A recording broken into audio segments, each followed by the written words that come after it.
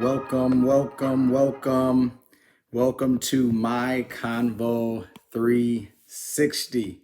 We are here with another episode. I am your host, Kenyon Healey, and I do know that we're going to have a great time today as we talk about a very, very, very difficult topic, which is the topic about forgiveness. Help. I don't know how to forgive. And so let me pull up a few notes here and we're going to discuss this topic of forgiveness. Now, I know that many times when we're talking about forgiveness, we can have a misconception that forgiveness is easy, or if I'm not able to forgive super fast, then there's something wrong with me. And I want to help, as your coach today, walk through some ideas about forgiveness. We will even break down in the future episodes the difference between forgiveness and reconciliation. And I think it is absolutely important for us to make a distinction between those two. So today, let's talk about the topic of forgiveness. We use just the heading to say, help, I don't know how to forgive. And so let's kind of go through some of these thoughts really quickly. And I think it'll help you, it'll help me. And let me just make this little plug. Forgiveness is not an event. Forgiveness is a process. Whether you're a Christian believer or not, forgiveness is a process. And sometimes you have to forgive over and over and over again until that forgiveness manifests itself in a way that's healthy, in a way that you can live with without hurting your future. So let's dive into it. Number one, just for a thought. And remember, during these podcasts, even if you're watching us on YouTube, you can always, you can email us questions you may have. If you're watching me on YouTube right now, you'll be able to see on your screen that you can email your questions in to myconvo360@gmail.com. If you're listening to the podcast, again, you can email any question you want to myconvo360@gmail.com. So let's talk about forgiveness. First thought I want to give you guys is just my notes I have. If you're watching me on YouTube, rather, you'll be able to see I have my phone using my notes. If you're on podcast, you won't see those things. So the first thought is this: forgiveness is setting the prisoner free, and forgiveness is realizing that that prisoner is me. And I think that's an important idea. I can't remember the guy's name that had a quote that was similar to that. And when I had read his quote, he actually stated it better. But the idea is that forgiveness is a trap. I read years ago that unforgiveness is equivalent to giving your enemy poison. I'm drinking poison and expecting your enemy to die. Unforgiveness is poisoning your own mind. Unforgiveness poisons your own heart. It poisons your own thoughts and your entire soul. Your mind, will, and your emotions are poisoned by unforgiveness. And unforgiveness is really drinking the poison, but expecting everything around you to change. When unforgiveness really is killing yourself, it kills your future. And as a result, we have to learn to deal with unforgiveness, which on the opposite would be learning how to forgive. So the first thing is knowing that forgiveness is for you. Forgiveness is for me. Forgiveness, in its most basic sense, it's not letting somebody off the hook. It's truly opening up the prison door and allowing you to live in the future without the shackles of the past. So if you are struggling with unforgiveness, you're not alone. Most people, no matter if you live long enough, you've gone through some things and you've learned that people can really, really, really harm you. People can hurt you. People can do things that cause a brokenness on the inside of you. And you have to make a really, really good effort to say, I will not be a prisoner to unforgiveness, but I'm going to set myself free by allowing myself to forgive. Forgiveness is releasing yourself from the control of the person that injured you. And that's what I really want you to take from this video if you're on YouTube, and it's from this audio message if you're on our podcast. I want you to take away from this is that forgiveness is releasing yourself from the control of the person that has injured you. Whenever we don't walk in forgiveness, whenever we don't execute our power to forgive, we're really giving the person that hurt us or harmed us, we're giving them power to be able to control our lives, even though they may not be in our lives no more. It was once said that you never want to make the new person pay for what the old person did. And we do that in many, many relationships. The person, whether it's platonic or not, we can make somebody pay for something they never did because we're still operating off of the system of the pain of the past. And so the idea is that forgiveness is releasing yourself from the control of the person that harmed you. Why allow a person that's in your past that harmed you, that even though they're gone, even though you transitioned, they've transitioned to a new season of life, why allow them the power to control your new season, although they physically are not even in that season? And I think it's so important. A gift to yourself is the ability to forgive and the ability to let go, the ability to no longer give them power over you in your new season because you're holding on to the pains of the past. There's a quote that I want to give you by a person named Thomas Saz, and he says this: the stupid neither forgive nor forget. The naive forgive and forget. The wise forgive, but do not forget. I think that's an amazing quote. And he's saying, if you're not really using your brain, and if you're not really being smart, you will not forgive and you won't even forget. He's saying if you're naive, you'll forgive and then you'll forget. But if you're wise, you'll forgive, but you won't forget. I do believe that one of the worst things we've taught ourselves is the idea of forgiving and forgetting. And I don't believe that's healthy at all. I do believe you have to forgive in order to be free, but I do not believe that forgetting is wise. I don't believe forgetting is healthy. I actually believe that forgetting does more damage than remembering. And let me give you a few reasons why. Number one, I believe that remembering what happened is important. That way you can be on the lookout and make sure that you put boundaries in place not to repeat or allow the repeat of behavior that was perpetual in the past that caused you pain and that caused you damage. So remembering what happened does not mean I have to penalize you in the future. It means I've allowed myself to understand these things are possible, and I want to put safeguards in place to make sure that these things don't happen perpetually in the future. Also, number two, I believe you do not forget, because if you erase the memory of the trial you went through, you can no longer use the success of that trial, that you made it out. You were able to get past it. You were able to grow because of it. If you forget the trial, you can no longer use that trial as an instrument, not only to help yourself for the future, but also to help somebody else in the future. So your scar is not an embarrassment. Your scar is a testimony that you've made it this far. Your scar is proof that no matter how hard it was and how tough it was and how devastating it might have been, your scar is proof that you are resilient, that you're strong, that you have more to offer and to give to this life than even you may have thought. So forgetting, I don't believe is an option. But I do believe remembering builds wisdom. It builds a resilience on the inside of us that we can move forward with more knowledge, more understanding, and more wisdom. And I think most importantly, not forgetting allows us to look at the scar and the memory and use that with power, not victimhood, but with power to say, though my trial was strong, I was stronger. So, yes, we forgive, but we do not forget. And we do not remember in order to punish someone else. We remember to make that test a testimony that no matter how bad it gets, you can still survive and thrive in the midst of having a scar.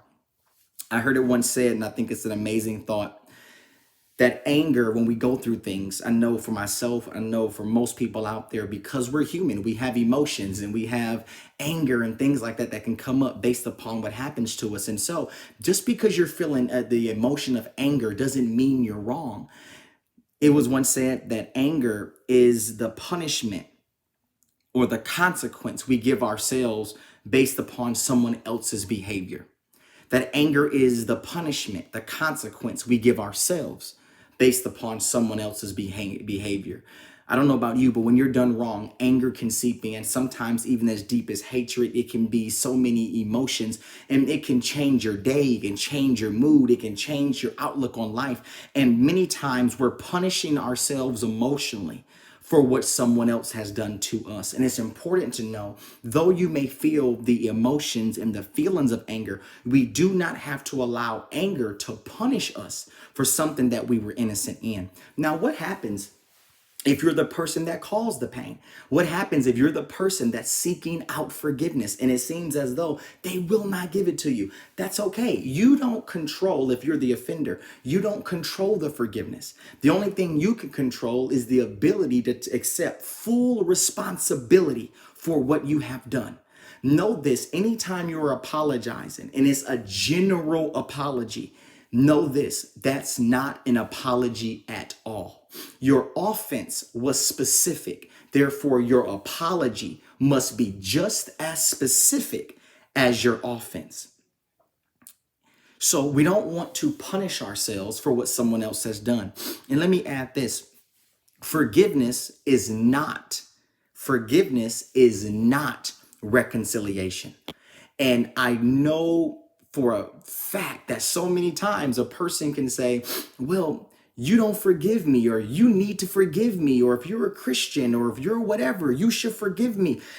I think many people have mistaken forgiveness for reconciliation. A person can forgive you.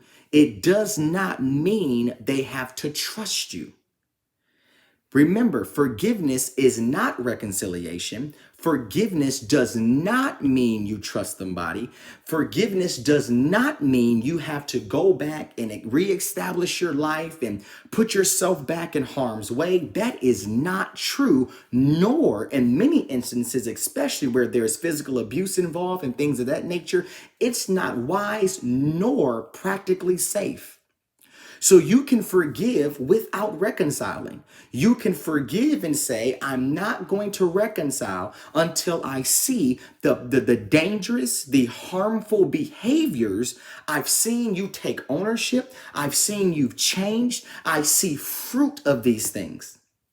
So forgiveness and forgiving someone does not mean that you trust them, nor does it mean that you have to trust them. Trust is not something that we deserve. Trust is something that we earn.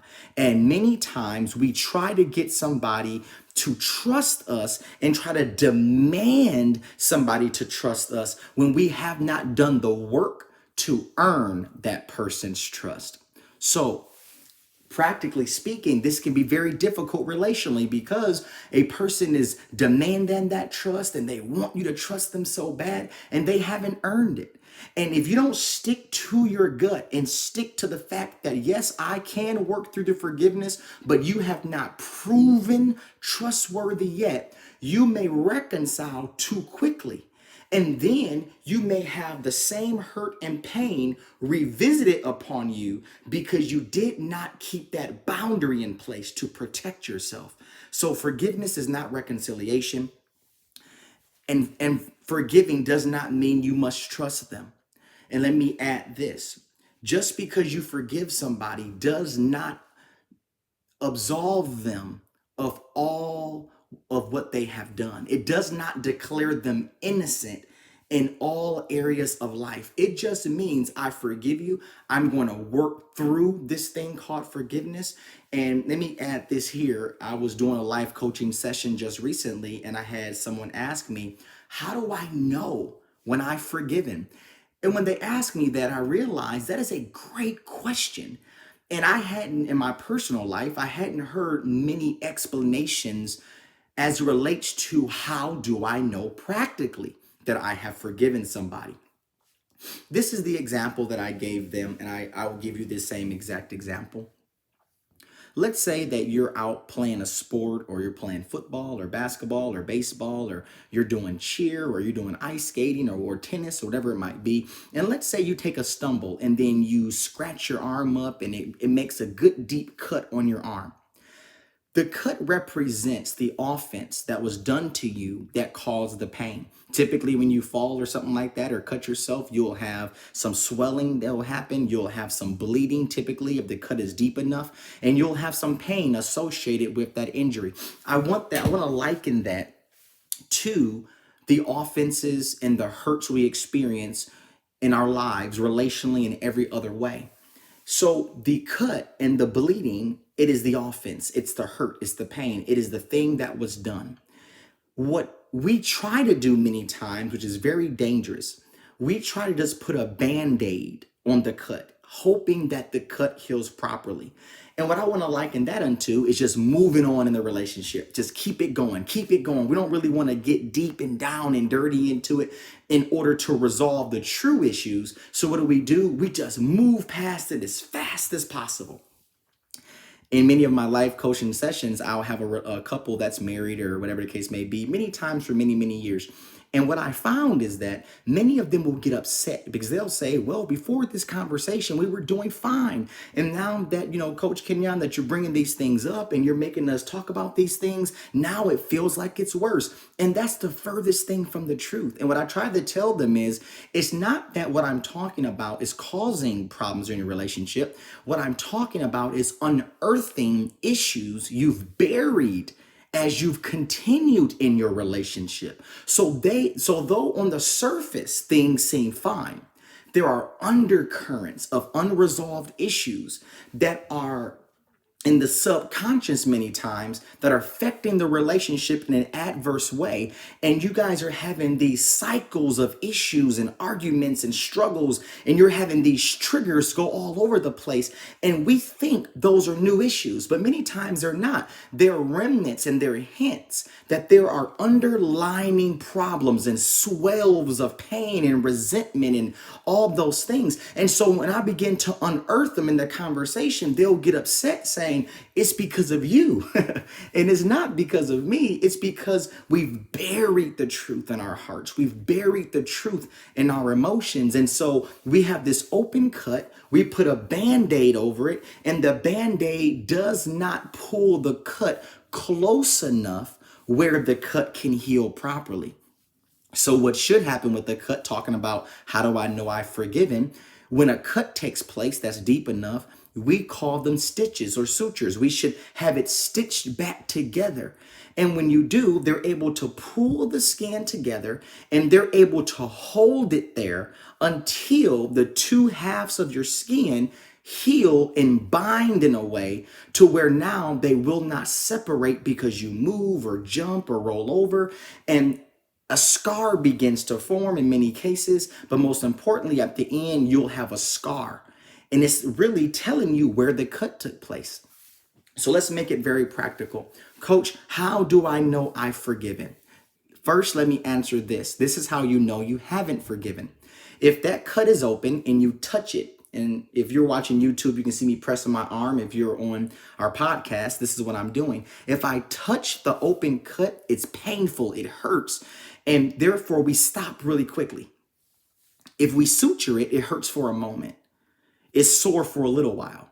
But then over time, we can take the stitches out. And then over time, the scar begins to fade and leaves a little mark right there. The way you know you have not forgiven is whenever somebody comes and pushes that button, pushes that scar, here it is, does something that's likened unto what happened to you before, you say, ouch, ouch, you react, you respond, angry, things of that nature. Different emotions can come out because they're touching an open wound. That's how you know you haven't fully healed as it relates to forgiveness. So how do I know that I've healed? I'm past this thing. And man, my forgiveness, remember, it's not an event, it's a process. How do I know my forgiveness has gone through the process and I'm no longer affected by the pains of the past? Now, when an issue arises, somebody touches that same spot, now you don't feel the pain of it. You don't feel it because it's healed. The scar is healed. It's now beginning to fade. Though there is a scar, that's the memory. But it's the memory of the pain. It's not the actual pain itself. So the best way I can put it practically is this. You know you have forgiven when you have forgiven daily and begin to tell yourself, I'm not going to respond to the pains of the past. I'm going to forgive them. I'm going to release them from the debt they owe me. And I'm going to allow the emotional pain, the psychological pain, the physical pain to heal properly. I'm not going to rush the process. I'm not going to lie and say it didn't happen. I'm not going to pretend that it didn't hurt as bad as it did. I'm going to fully acknowledge what happened, how it affected me, and how it set me back. And then I'm going to give myself permission to feel those emotions, to accept that truth, and to take a daily step of approval, saying, even though it happened to me, it doesn't define me. So I'm going to get better. I'm going to keep on moving forward. I'm going to create boundaries not to allow anyone relationally or otherwise to harm me this way arbitrarily without protection. So my boundaries will protect me now. And as a result, as time goes on and I continue this practice every single day, the open wound closes.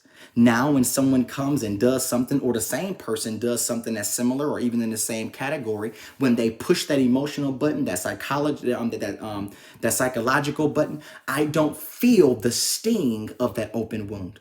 At that moment, you can celebrate your recovery. You can celebrate not the event of forgiveness, the process of forgiveness. Why? You are no longer under the power of the person that harmed you. More importantly, you're no longer punishing yourself for what somebody else has done to you. And I think that is an absolutely amazing gift you give yourself. How do I know I've forgiven? I no longer feel the pain of the open wound. I no longer pretend it never happened. I no longer respond when somebody, let me rephrase it. I no longer respond in a negative way or an adverse way when someone pushes that exact same button. I have given that over. I'm no longer a prisoner to it. I walk and live in freedom. And as a result, I may not trust you, but I no longer seek revenge for what you have done. At that moment, I have truly forgiven. Lastly, and we'll end for part one about forgiveness. You may be a Christian, you may not, and either way, it's okay. I am a Christian, and so I just want to give an idea as it relates to the power of forgiveness in a spiritual sense. Remember, many people on this podcast and on YouTube, you may not be a Christian, and that's okay. But we can still have principles of belief systems, even if we have different belief systems, and that's okay. And as it relates to forgiveness, I believe as a Christian that forgiveness is one of the hardest things to do, but I also believe it's one of the most Christ-like things a person can do. And let me explain it this way. What is the greatest way to forgive somebody practically? If you're a Christian, again, even if you're not, you can apply the same principle. It is to trust God with the injustice that you have experienced by the hands of someone else. Now, let me really just kind of lay this out because it can be it's a hard concept, but I really want you to understand it. Forgiveness is literally you saying, I trust God with the injustice I just experienced.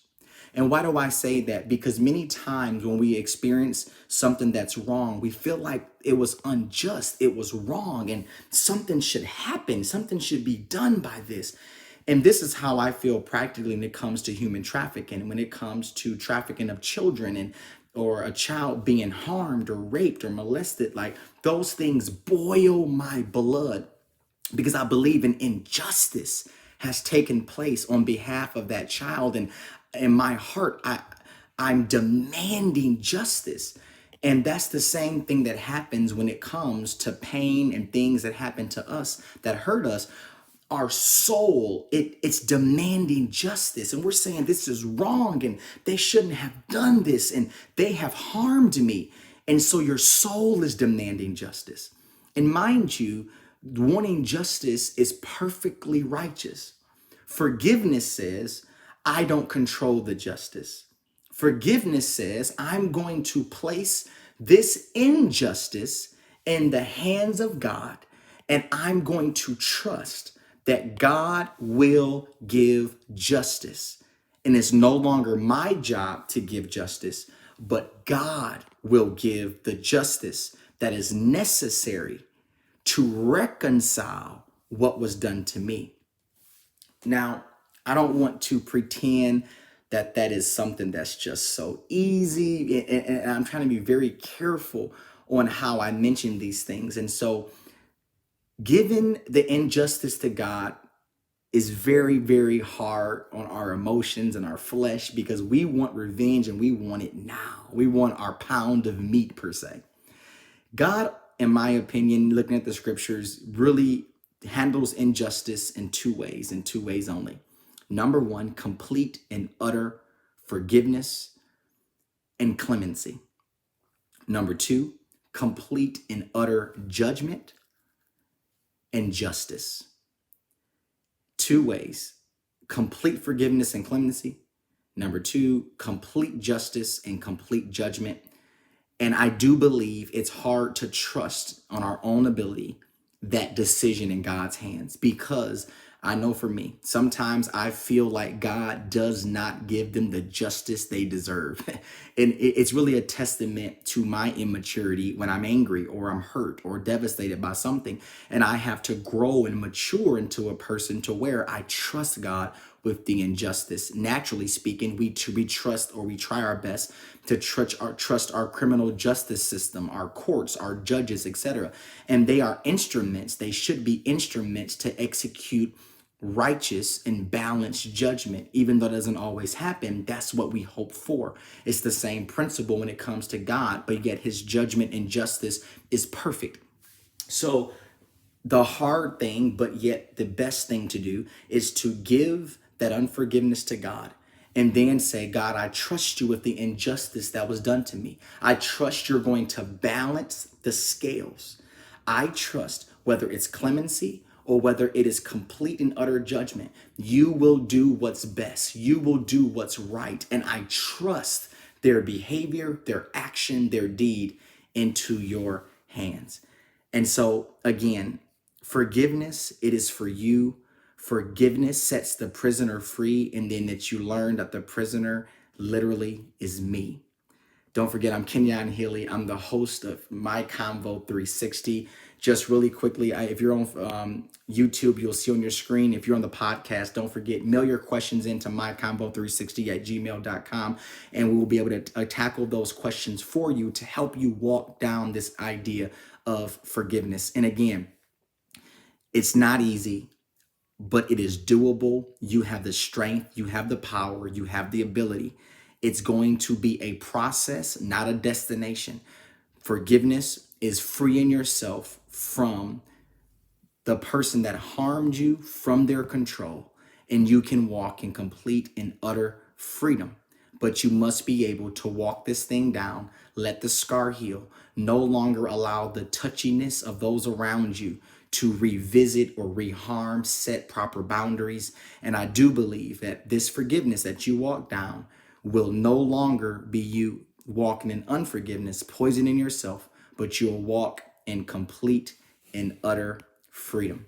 So until part 2, take care, walk in your power and freedom, and I know it will get better. I'm Kenyon Healey. I'm your coach, and I'm here for you. Take care.